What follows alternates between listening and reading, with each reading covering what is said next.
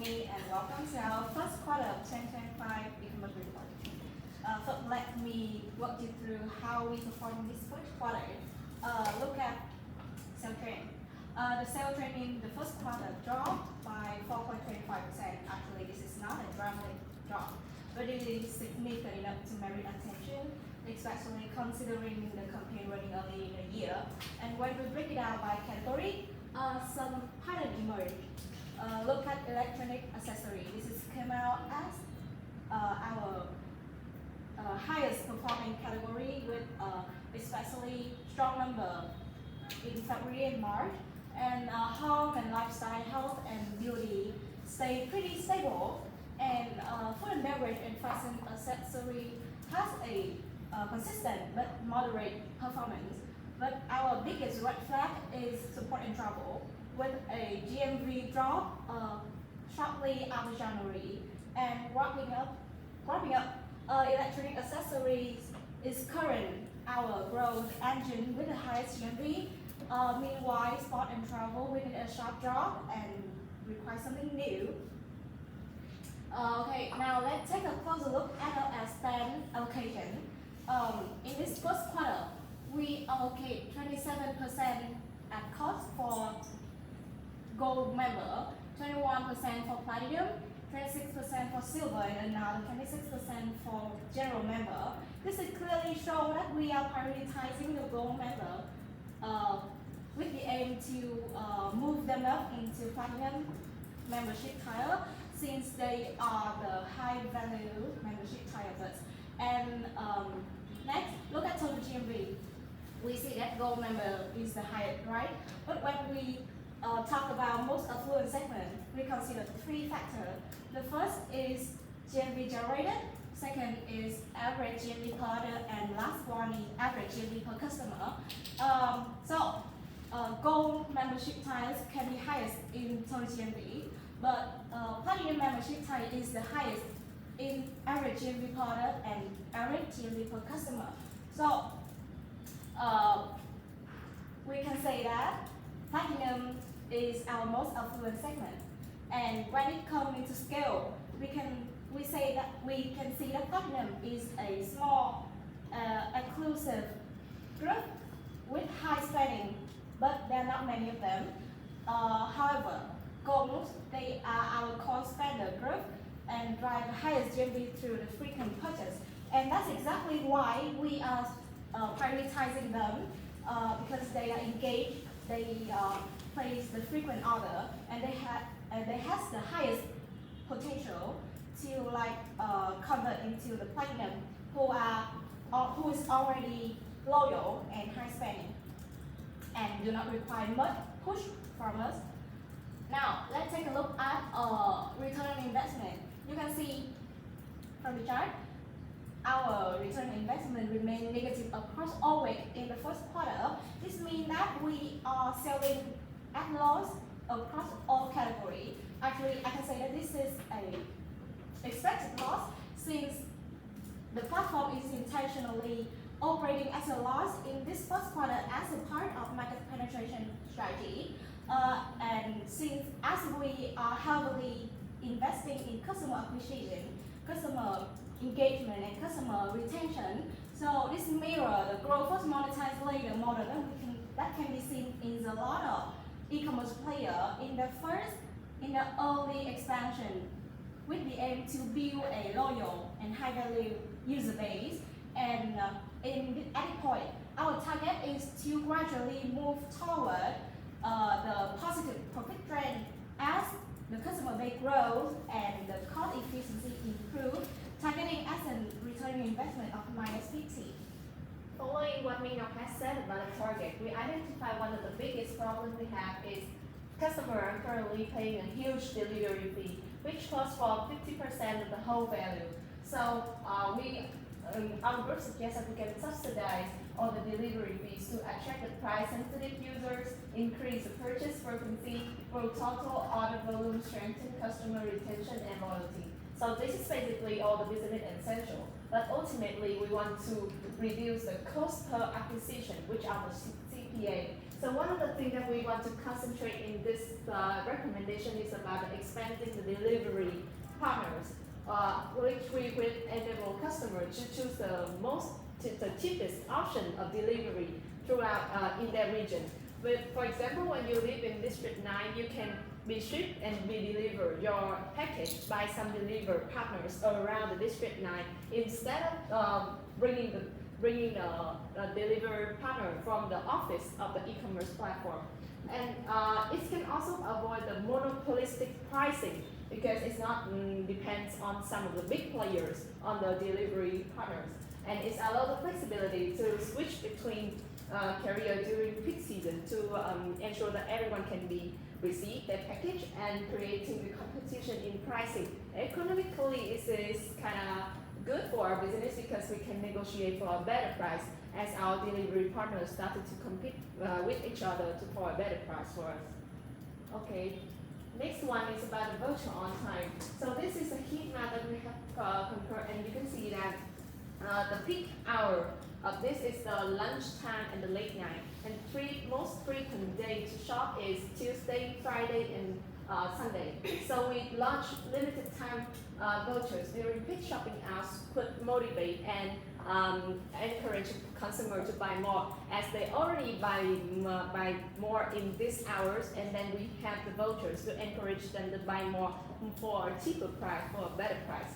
And also we have specified some largest category that attract more customers are the electronic accessories, food, beverage, and fashion. So we can tailor some of the promotion for these, like the membership or the clubs program, in order to make them like boost the customer loyalty, because they have to come back to the e-commerce platform to track their membership and take more if they have more vouchers.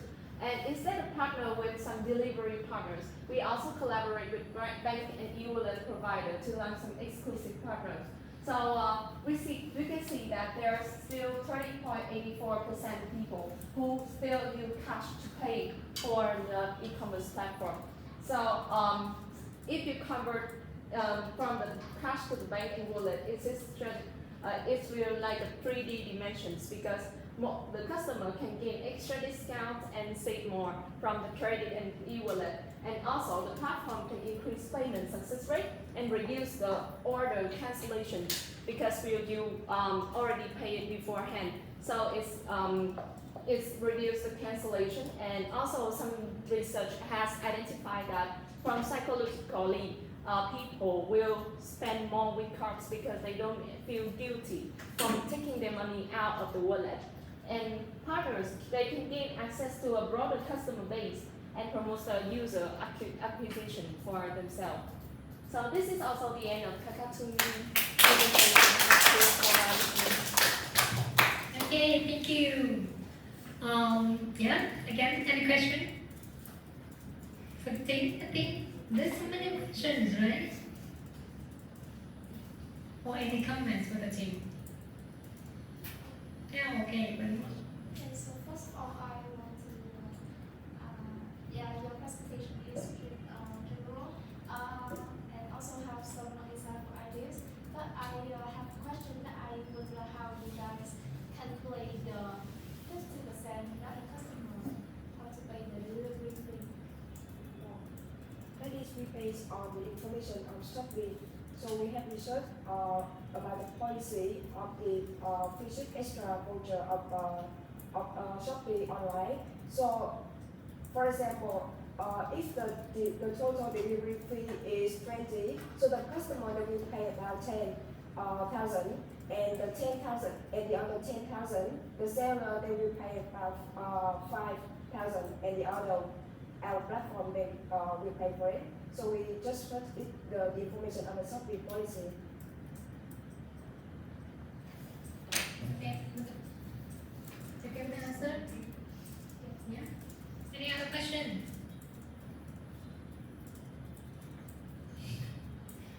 No? Okay, I think for this thing, I think you have a very good presentation start. It's like storytell, very slow and focused as well. So you know how to just highlight the very key insights and the way that you slowly tell and then interact. Yeah. So I love that kind of style. And I think you have very good observation of the movement from the gold segment upstream to platinum. Right? That's a very good catch. And one more input, maybe for the next assignment, you may want to consider what garbage scale Sankey jump. I think many of you may haven't known this one, but it's so powerful to illustrate the kind of movement. Yeah.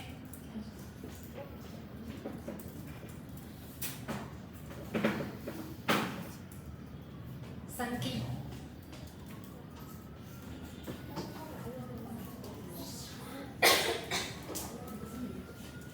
So maybe you want to illustrate like this.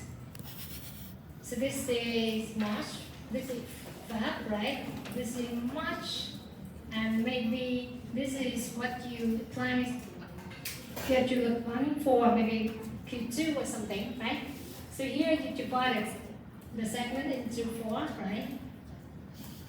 This is platinum, this is gold, right? And you already identify that. Okay, you observe the movement from gold to upstream to platinum. And here you make the platinum become bigger. So it's moved from here to here. So maybe here some move just down, but more from this one. So maybe the size of the arrow is bigger. So maybe it's drop into this, or maybe from this member move up to the very next level. And then with the size of the arrow here, showing that we are doing a very good job in moving, in kind of monetizing, because they just move from the very, low, not really affluent, right? It's just higher. One thing, and the other one, so this is plan. So what's the plan here? So we use the charts to illustrate to the executive that, okay, this is my plan to just expand this one or maybe up to here, right? So this is the keyword, Sankey chart, to illustrate this kind of insights. Thank you.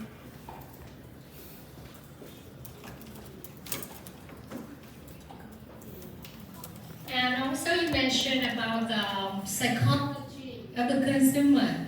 There's so many psychological facts about consumer behavior that you guys want to know more in your next assignment. So let's say the one that Tung-Linh mentioned is what we call psychological distance in using cashless payment, because it's pretty much painless to pay by cashless. So that's what we call psychological distance. Yeah, very good.